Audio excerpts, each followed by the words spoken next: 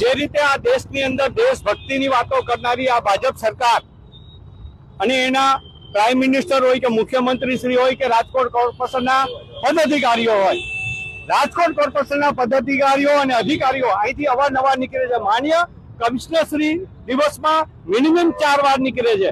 સ્ટેન્ડિંગના ચેરમેનો બધા નીકળે છે, અહીંથી ડેપ્યુટી કમિશનરો નીકળે છે, પણ કોઈના ધ્યાનમાં રાષ્ટ્રધ્વજ નથી આવતો.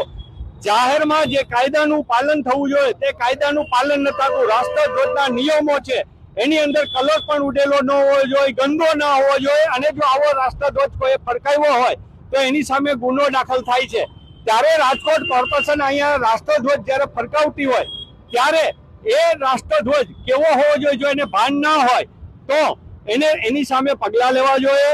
અમને ક્યાંક ને ક્યાંક બીક લાગે છે કે જે રીતે આરએસએસની વિચારધારા અત્યારે આ દેશની અંદર ચલાવી રહ્યા છે, ગાંધી અને સરદાર વલ્લભભાઈના નામો કાઢી અને ત્યાં નરેન્દ્રભાઈ મોદી સ્ટેડિયમો થતા હોય તો એમાં શું તિરંગા રાષ્ટ્રધ્વજ તો આ ભાજપ બદલાવી નહીં નાખે ને. અને આ બધી શંકાઓ ઉપજે છે, કારણ કે આ રીતે ધ્વજનું અપમાન થતું હોય તો કેમ ચલાવી લેવાય. રાજકોટમાં જ્યાં સરકારી ધ્વજો હોય અને જ્યાં કોર્પોરેશન ચલાવતું હોય કે અન્ય કચેરીમાં હોય તો એ રાષ્ટ્રધ્વજની એનું માન અને સન્માન જળવાવું જોઈએ. ત્યારે અત્યારે અમે અહીંથી રાજકોટ કોર્પોરેશનમાં જે અમારી પાસે માહિતી છે મુજબ ફાયર બ્રિગેડના હવાલે આ છે, એટલે અમે ફાયર બ્રિગેડના અધિકારીને આજે નવો રાષ્ટ્રધ્વજ અર્પણ કરવા જઈ રહ્યા છીએ.